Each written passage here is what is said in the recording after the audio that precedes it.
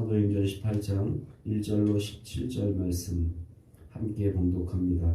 그 후에 바울이 아덴을 떠나 고린도에 이르러 아굴라라 하는 본도에서 난 유대인 한 사람을 만나니 글라우디오가 모든 유대인을 명하여 로마에서 떠나라 한 고로 그가 그 아내 브리스길라와 함께 이달리아로부터 새로 온지라 바울이 그들에게 가매 생업이 같으므로 함께 살며 일을 하니 그 생업은 천막을 만드는 것이더라.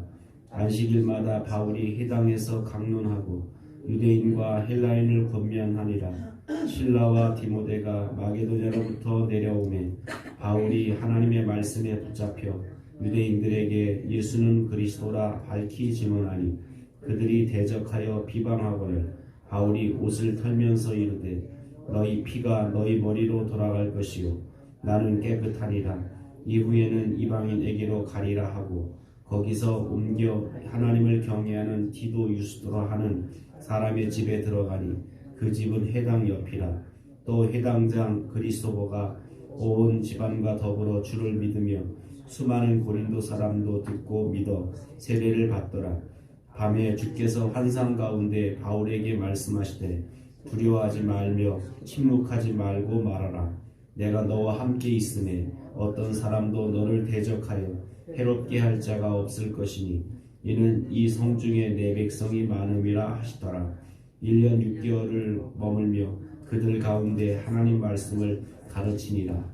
갈리오가 아가야 총독이 되었을 때 유대인이 일제히 일어나 바울을 대적하여 법정으로 데리고 가서 말하되 이 사람이 율법을 어기면서 하나님을 경외하라고 사람들을 권한다 하거늘 바울이 입을 열고자 할 때 갈리오가 유대인들에게 이르되 너희 유대인들아 만일 이것이 무슨 부정한 일이나 불량한 행동이었으면 내가 너희 말을 들어주는 것이 옳거니와 만일 문제가 언어와 명칭과 너희 법에 관한 것이면 너희가 스스로 처리하라.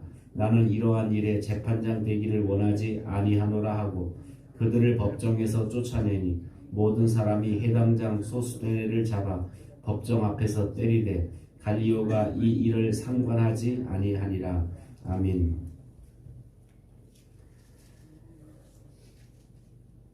이 차 전도 여행의 막바지에 이제 고린도에서 선교 사역이 어떻게 진행됐는지에 대해서 소개해주고 있습니다.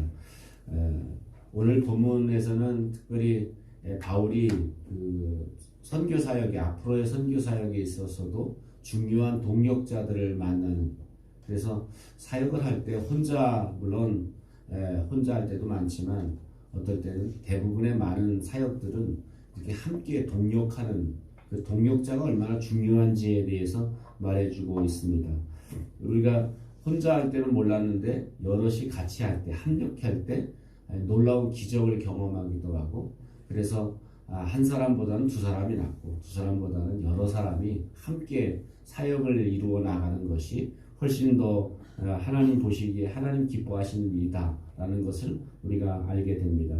바울이 이제 아덴에서 떠나, 아덴에서는 사실은 그렇게 크게 바울의 선교 사역이 효과를 보지 못합니다. 사람들이 너무 지적이고 자기 지적인 호기심만 채우려고 하니까 말씀을 받아도 그 말씀의 은혜를 받는 게 아니라 이 말씀이 지적으로 어떤 의미인지, 또 이렇게 자기들의 어떤 사상이나 철학에 어떤 도움이 되는지 어떤 지식을 추구하려고만 하니까 그들 가운데서는 어떤 능력이나 기적도 별로 나타나지 않고 예수 믿는 사람도 많이 그렇게 나타나지 않는 그런 모습을 보게 됩니다. 이제 이런 아덴에서 사역을 마치고 이제 고린도 지방으로 바울이 들어오게 됩니다. 그 고린도에서 사역을 시작하면서 중요한 동역자를 만나는데 바로 브리스길라와 아굴라 부부입니다. 이 사람은 어디서 만났냐면 일터에서 만났어요.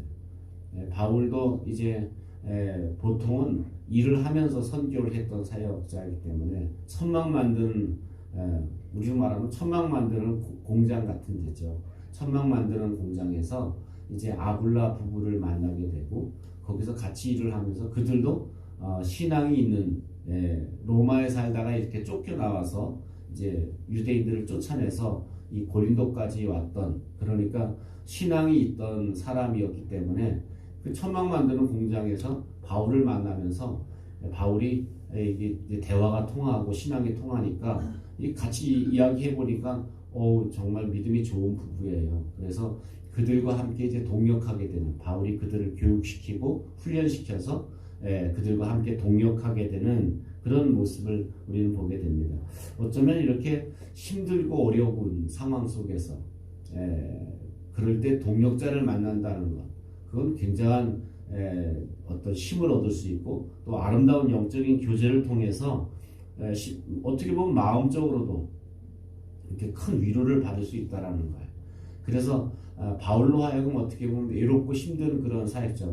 왜냐하면 지금은 바울이 이렇게 옆에 사람이 없었어요. 왜냐하면 그 데살로니가나 이 빌립보나 또 베리아를 거쳐오면서 그들에게 누구를 남겨두었냐면 디모데와 실라를 남겨두었어요. 그리고 바울만 혼자 고린도로 넘어왔기 때문에 외롭고 힘든 거예요. 복음을 전하는데 사람들이 순순히 잘 받아들이는 사람도 있지만 길을 쓰고 거부하는 유대인들이 있었기 때문에 마음이 편치 않았는데 이런 브리스길라와 아굴라 부부 같은 그런 좋은 동역자를 만나면서 정말 천군만마를 얻은 것 같은 그런 위로를 얻으면서 힘을 얻게 됩니다. 그러다가 5절 말씀 보니까 이제 바울과 디모데와 실라가 이제 다시 그 데살로니가 쪽에서 이제 사역을 마치고 돌아왔어요.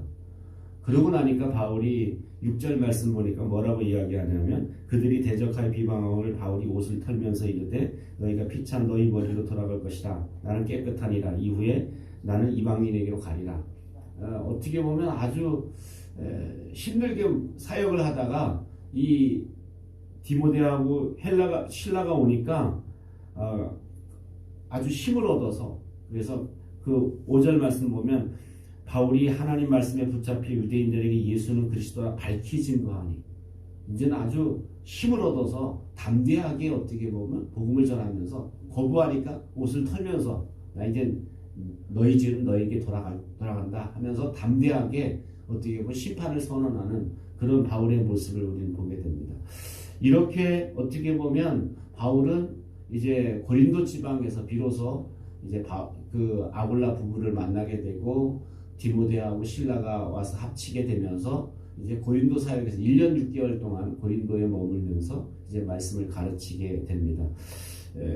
특별히 고린도 지역에서 놀라운 그런 선교의 효과가 나타나는데 그 중에 하는 사람이 누구냐면 해당장이었던 그리스도가 예수를 믿은 거예요. 해당장 그 옆집에서 이제 바울이 기거하게 되었는데 해당장이 이 바울 일행의 어떤 선교를 통해서 예수를 믿게 되고 그 가정 해당장 전체가 예수를 믿게 되면서 생각해 보세요. 유대교의 어떻게 보면 대표 같은 사람이 예수를 믿은 거예요.